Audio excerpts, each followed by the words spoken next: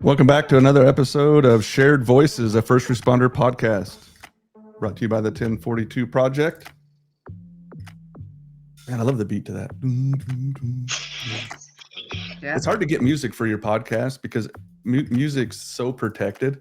Like trying to buy music, because you can't just pull. Like I can't just play a radio song right now because it wouldn't allow me to do it. It wouldn't let me play it anywhere.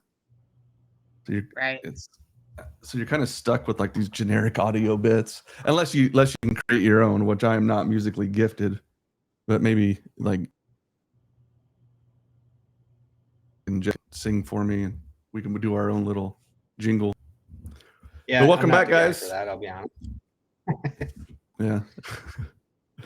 Well, I wanted to bring you guys back. We did the first episode and I loved it, but I looked at the time and I was like, holy crap, let's stop, because especially first responders, we have the attention span of our frog. Let's shut it down and shorten the episode a little bit and do a second one. So thank you guys for coming back and doing part two, because I really wanted to jump in right where we left off. Is let's talk about the difference between, and see if there is a difference between California and some of the mental health treatments you guys are getting out there that is common or new to your area, compared to us. Because you may not know this, Jess, but in Iowa, the Midwest is kind of the last one to get resources for stuff like this, because it kind of goes around the coast. It starts with California, New York, kind of wraps around Florida. We don't get a lot. I mean, like none almost. So we end up sending a lot of people to California to get treatment, to get health, because there's a lot of stuff out there. There's a lot of first responders, inpatient facilities that have different retreats that are just for first responders, which is very important when you're seeking treatment. When you're a cop or a firefighter, you don't want to go into the general pop recovery. You want to recover with some brothers and sisters that are kind of like-minded. So we have to send them out to California, Jess. So, and I don't know if you knew that or not, but there's not a lot here. You guys are kind of it. So tell us what's going on out there. What are you using to help with your mental health, your husband, and kind of some of the people in that area? Because I know Jake's tried some things, and I'm all for whatever works, honestly. So what's going on out in Cali? So I know there are facilities here. There are a lot of inpatient, probably not close to where I'm at. I think a lot of them are down south. I know San Diego, I know their police department especially has a huge wellness program.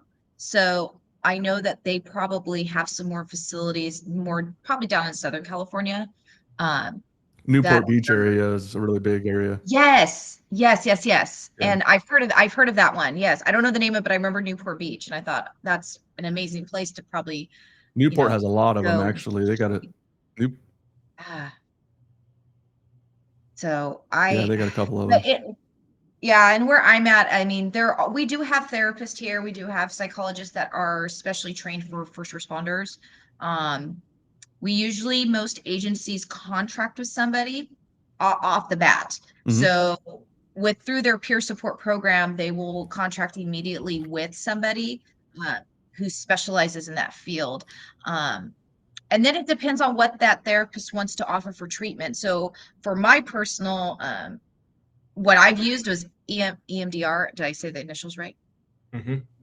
Yes. My therapist was a first responder therapist. Yes. And I used that. And I think I was telling you guys earlier, I was really skeptical. I was like, seriously, I'm going to hold these little pad things and they're going to vibrate. And because I couldn't do the finger. It reminded me too much of being in FSTs. I was like, no, I can't do that. Mm-hmm. So you held the little paddles. Right. He was like, follow my face. He's like, you can't do that one. I'm like, no. So I held the paddles and they would vibrate on one side or the other. And it was crazy how it actually worked. Again, very skeptical, because I'm a cop and I'm skeptical. Right. Like, yeah. That's not going to work. I don't know what you're talking about. Yeah. And it's not voodoo crap. Yeah. It's not like a hypnotizing thing. It was you just closed your eyes and he made you think of a memory. And we started out small, something that wasn't super traumatic, mm-hmm. something that you still kind of bugged you, because he wanted to start out that way. And what was crazy was the first event that I picked, most people would be like, oh, that's super traumatizing. But it was my FTO suicide. Mm-hmm. And I didn't consider Mhm. it super traumatizing at this point because it'd been so long. But apparently my therapist was like, okay, I told you to start out small. You are bawling right now. What is going on? I told you to start small. And I said, I have no idea where this came from. No idea. Just everything just flooded. Mhm. Um, and he was like, I think that affected you more than you thought. So we worked through that one. But then he's like, okay, let's try smaller. And it can't involve death. And I'm like, okay, well, like I don't know. I was thinking Hmm. about my dog that got hit by a car. Is that good? But um Yeah. yeah, it was he Only was like, Rape's always messed with me too. Rape's always messed with me. yes, yeah. So it's just one of those things that I'm like, I don't know how. So we got through, but we went through anything I considered a traumatic event. And you work through it. Doesn't mean that you don't think about it. Like my buddy Tom, he literally lived around the corner from me. Um, that he got promoted, so I took his spot Hmm. detectives, and he got promoted to a two-striper. He was a corporal essentially. The night we were supposed to both start our new Hmm. assignments, we had an officer-involved shooting. So he still had his unmarked detective car, which was going to me, and I had my patrol car that was going to him. He called me and he's like, hey, did you get that call? And I said, yeah. And he's like, and he was on SWAT. So he's like, I got to come in and I got to switch cars with you. And I was like, okay. And he was going on patrol anyways. He was going to go help out if they didn't need SWAT at the time. And so I was like, okay. And he drove to my house. We threw our stuff in each other's cars. And he's like, if I forget anything, just bring it another day. And I was like, okay. But again, I go by his house and it makes me sad, but I don't lose it like I used to. I don't avoid the area like I used to because it's a main thoroughfare where he lives. And so sometimes on the way home, I would have to go by it and I would just Hmm. I purposely would avoid that area. Now I don't avoid it. Um, I got some closure from it. So that did help. I know there's some other therapies How many I'm just EMDR not, treatments did you do? oh gosh. It Because had to be more it's not than just 5. so our listeners know it's not just like so our listeners know it's not just like a one-time deal. You don't just go in and you do No. EMDR and then you're done and everything's better. It's a process. You have several visits. Yeah. Yeah. It was probably, Would you say that you know one's what? helped you? Go ahead. Just so our listeners know we're having some issues here with our video back and forth. So we're going to get through this. Yes. Where were we? Sorry, I lost my train of thought. The number of visits Oh, we're talking about for the EMDR. EM. Yes. And let's try it. I'm going to shut his camera off. I want to see if that Okay. helps the feed at all. I don't know that it will. I don't But know. anyway, actually, it seems like it's working a little better. Bye, Jake. You hear Jake's us? probably like, where'd y'all go, man? You're not glitching at all now, so let's just keep going. Okay. I'll let him know. Okay. So I think EMDR, I first said 5, but I want to say it's around 10 to 12 because I'm trying to think of each incident we went through, and there were other ones that I haven't mentioned. So I know we talked about those too in my therapy session. So I'm like, another little backstory about me when I was about 13, my grandfather committed suicide. My dad's dad. So, yeah, I started kind of getting exposed to this at a very young age, but, so it's just Man, one of those Jess, things yes. kind of, I mean, I guess I didn't think of it that way. Uh, it was a pretty traumatizing in the sense of how everything occurred within that death, the backstory behind it. So my father never wanted me super involved with his parents because of some things that he saw growing up and that things that were done to him. So I wasn't super close to them. Doesn't mean it doesn't make it any sadder or any worse or better, but I know we worked through that a little bit. I know I talked to him about that kind of stuff. But man, even after the treatments, we still did regular appointments. after that, just normal, regular appointments. And if things would come up, he would ask me if I wanted to do the treatment again, and then we'd set up and do it again. Yeah, and I tell you, there's a lot more treatments than there used to be that are out there. And I've kind of heard from every treatment that's out there. I think I've heard a first responders say like it changed my life, because everybody reacts and responds to a different treatment differently, right? But I would say EMDR is up in the top 3 or 4 that really seem to get benefits out of, and it's not intrusive. It's safe when done with somebody who's properly trained. But it's just such an interesting thing, because Jake, you've done EMDR, is that correct? Yeah, I wouldn't call it my like life-changing treatment, but it's been quite effective for me. And I agree with what you said. Yeah, even if it doesn't change your life. Yeah, even if it doesn't change your life, like any of these modalities, any of these different ways to get help, it's never just one that's going to do it, right? It's like the more of these you have on your tool belt, on your police belt, the better off we're going to be. The one pitfall that I fell into with EMDR after that officer-involved shooting I described on the last episode, I only went long enough for it to like shrink the memory to a point where I could compartmentalize it. I never finished processing it until just this last year. So I think that's one thing I would, and I typically do caution people on, is like, it can shrink it down to a point where you're like, good enough, I'm going back to regular life. But I think it would have been really a lot more effective had I stuck it out and seen it all the way through. Which is kind of like all treatment, right? Like, and we do this as first responders. Like, it's number one, it's hard for us to reach out, but once we do, as soon as we reach out and we get help and we start to do good, man, we think we are on cloud 9. We are never going to fall again.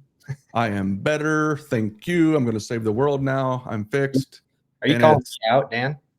I'm calling you out. I'm calling me.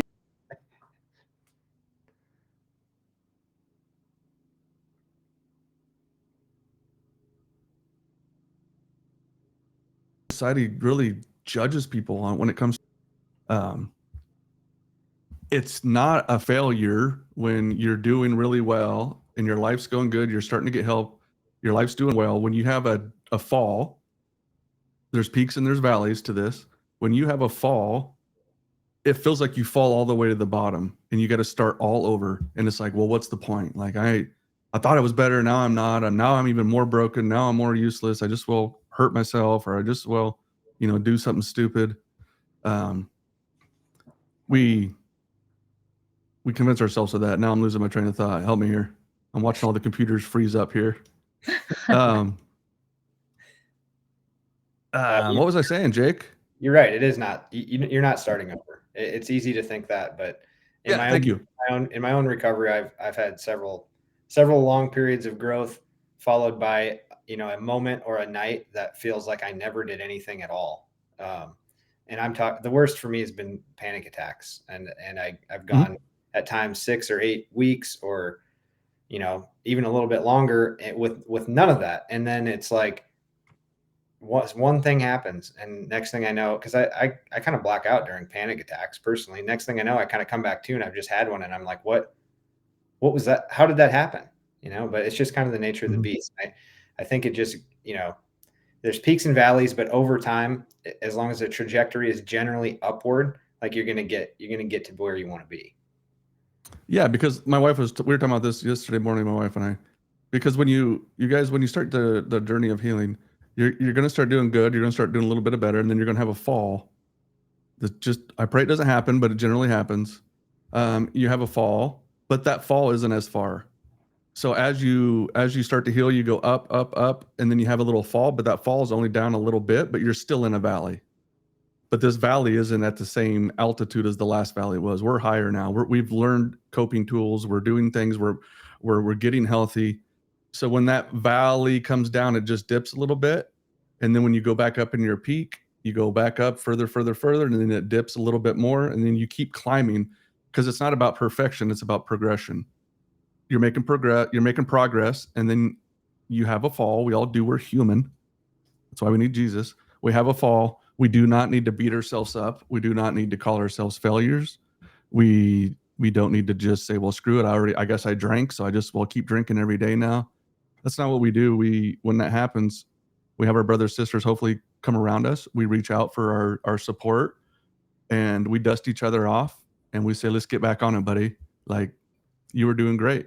You're not a bad person. You did great for 3 weeks. You had a couple bad hours. Let's not focus on that. Let's get back to healing. Let's get back to where we're going. And that's what healing looks like. It's ugly sometimes, Jess. It's not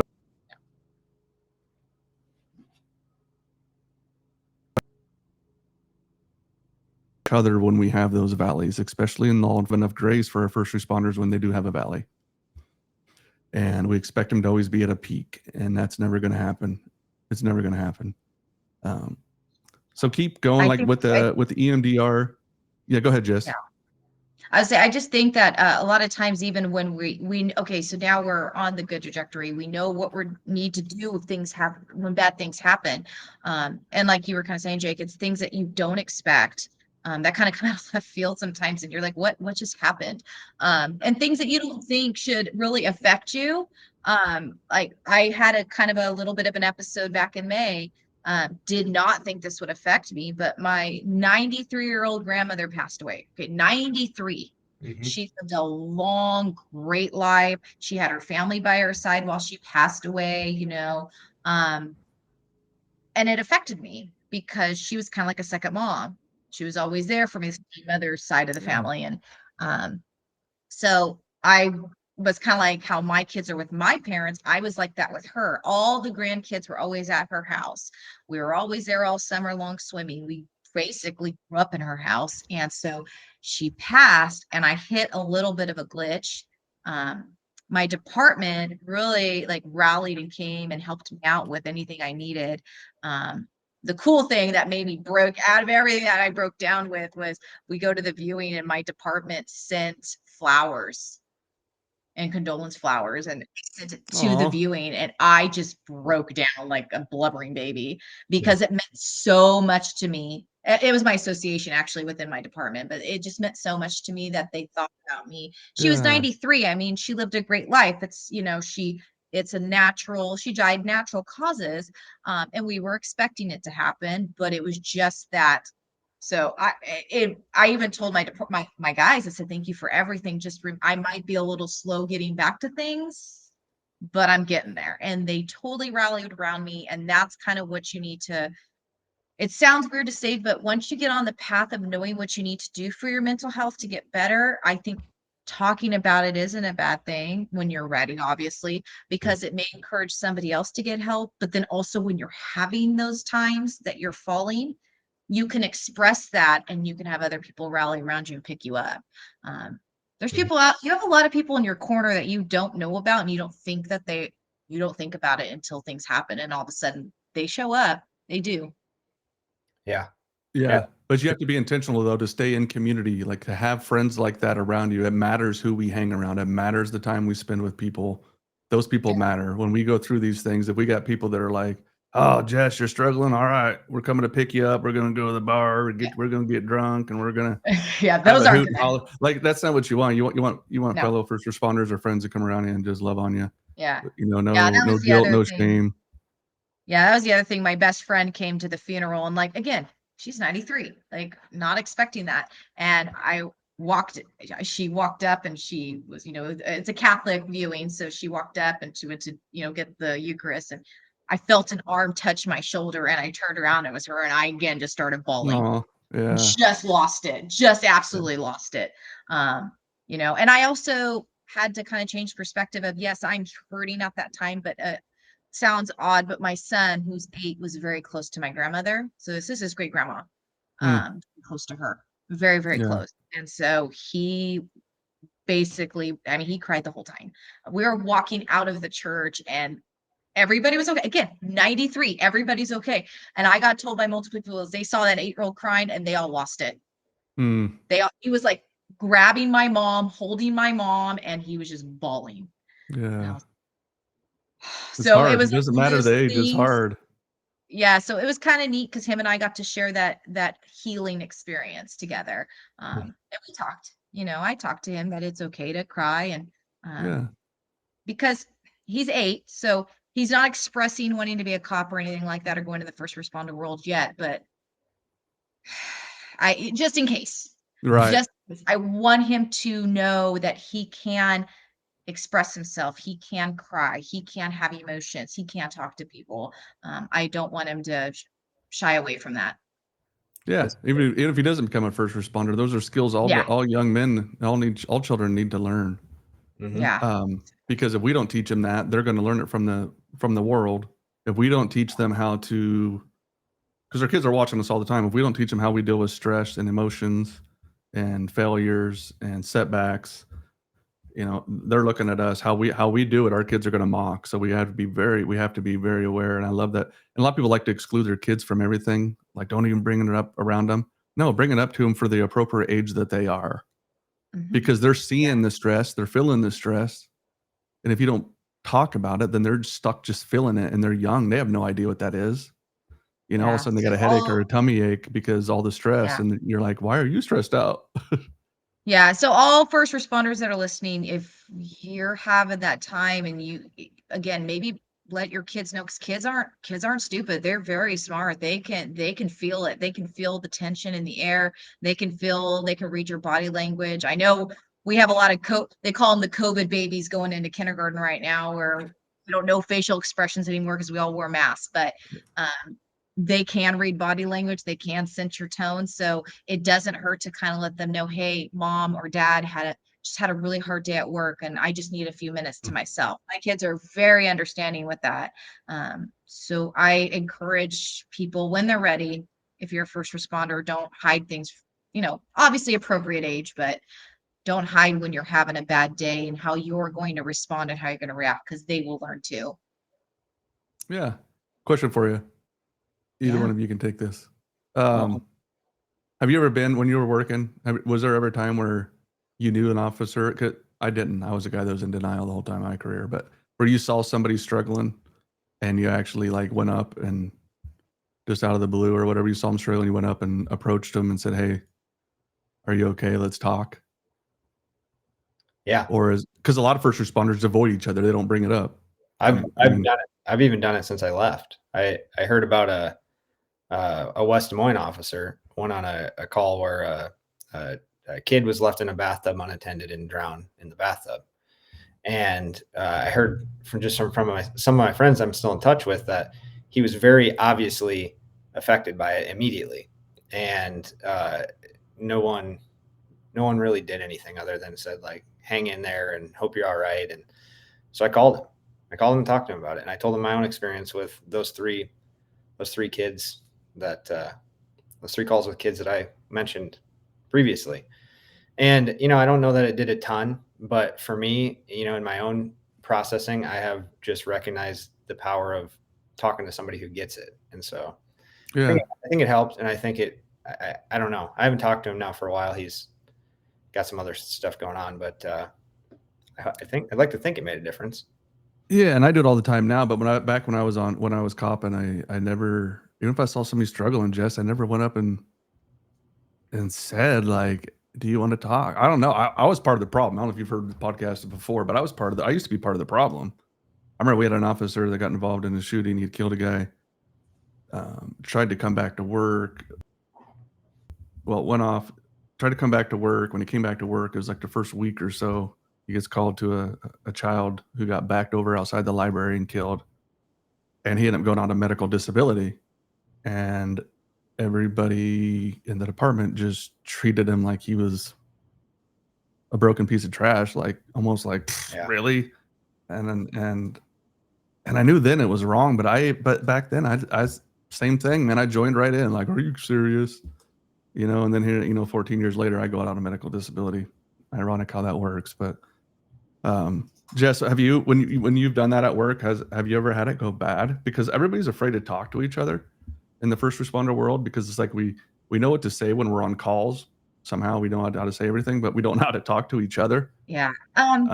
You guys heard me talk this on here before, but Yep, go ahead. So the one difference between male and female, obviously most of law enforcement it's a male dominated profession. Let's be real. Most first responders is male dominated. Right. Maybe not in the EMT world, it might be more split, but it's male dominated. So it's harder for a female to go up to a male to say that, just because first off, most of the guys I worked with were married, and I want to respect boundaries. I had very few officers I would talk to off duty, but I also knew their wives, so like I would talk to them too.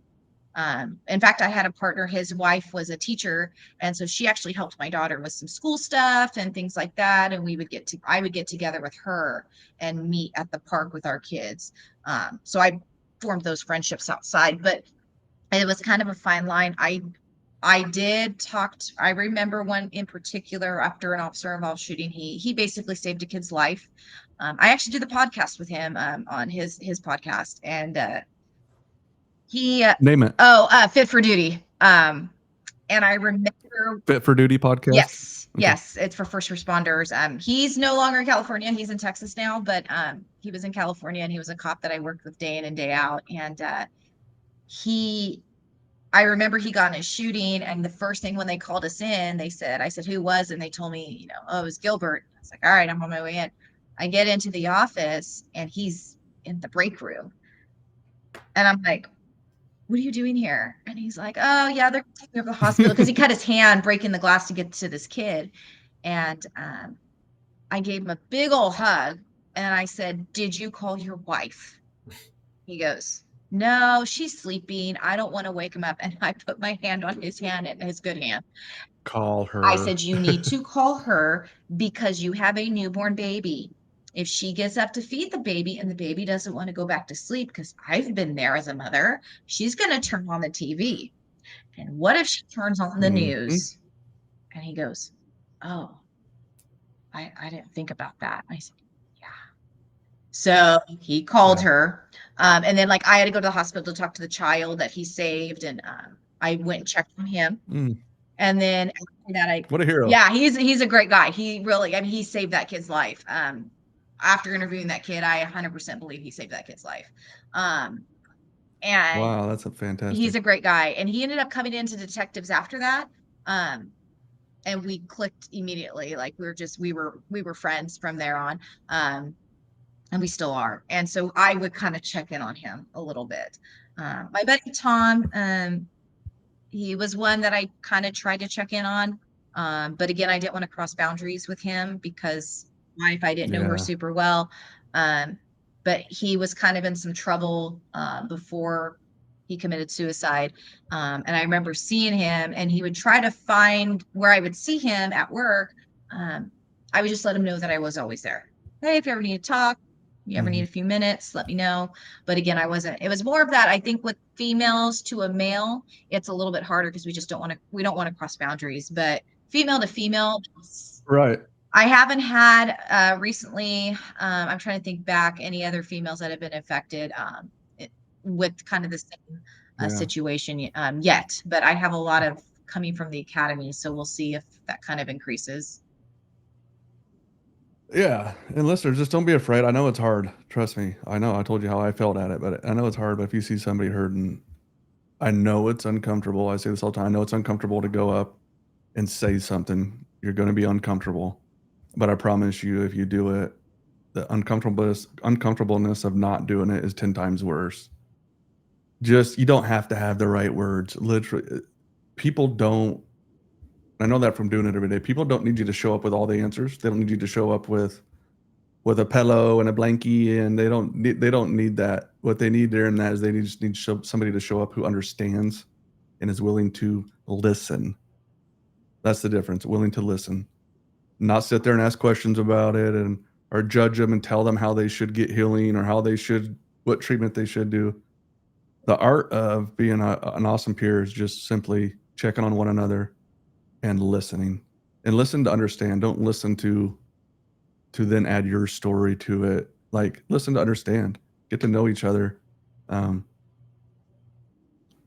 heard me talk this. Well, I was in Boston. I met a police officer who told me he had a partner. They had a two-man car. He had a partner that one day just said, hey, looked at him and said, "Hey, I'm going to kill myself when I get off work." And he didn't know what to say. He's nervous, didn't know what to say, didn't know if he was serious. And when they got off work, the guy went home and killed himself. And now this guy lives with it. He's like, I didn't know what to say. And he's, telling me the story and he's bawling. But Whoa. Just say something. Just show up for each other. Would you agree, Jess? Yeah. Jake, would you guys agree? Yeah, for sure.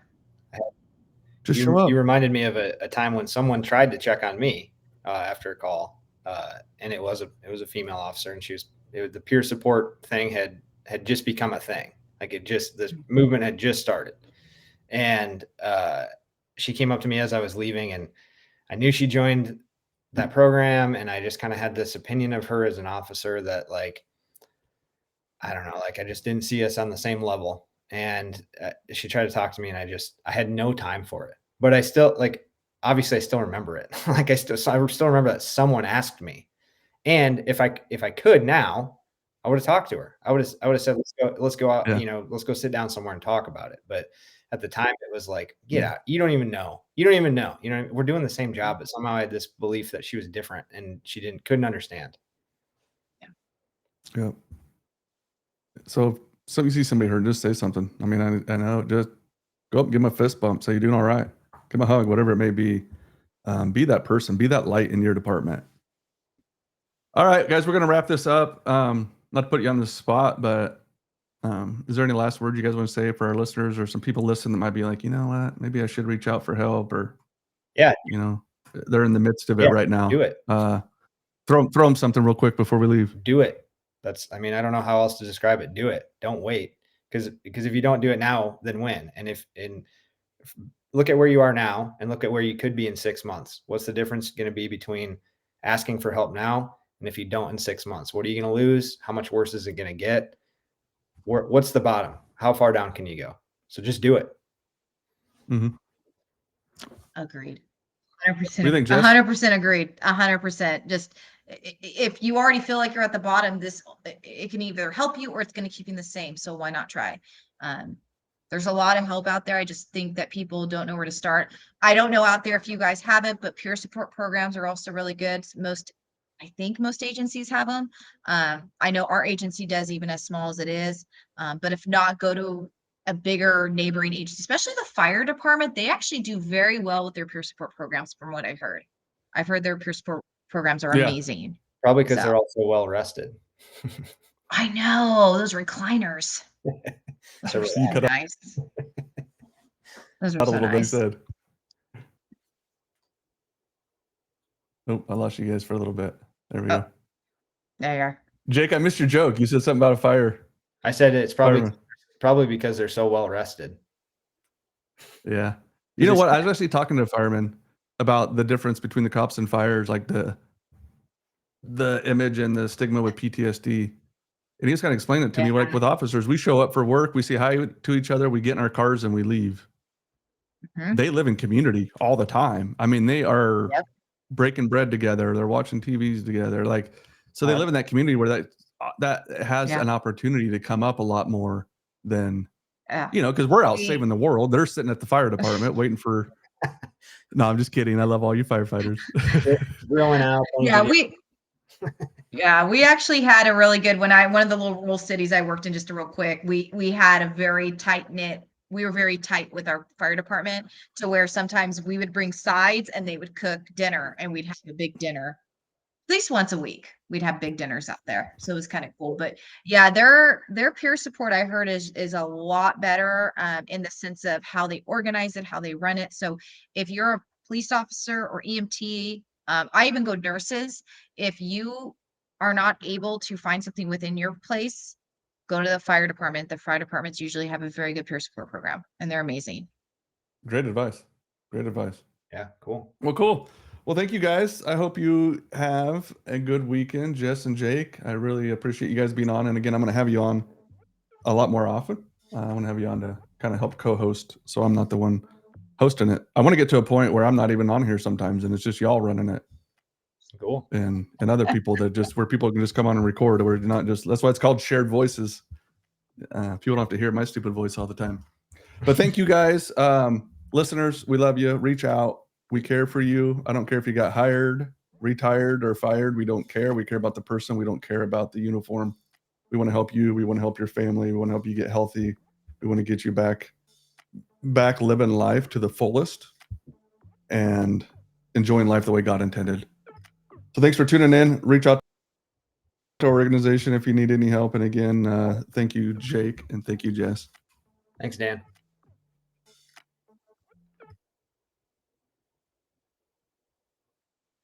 Episode from the 1042 Project Shared Voices podcast. Thank you for tuning in. And just a reminder, we are a 501c3. If you guys can support us, you can go to our website, or if you know an organization or a company or your church may want to get involved in supporting 1042 Project's mission of equipping, restoring, repurposing our first responders. Please reach out to us at 10-42project.org. There is a giving page on there. We need your help. We need your support. If you can't give financially, please be willing to share the word of our podcast, of our organization, and the work that God's doing. Thank you and have a blessed week.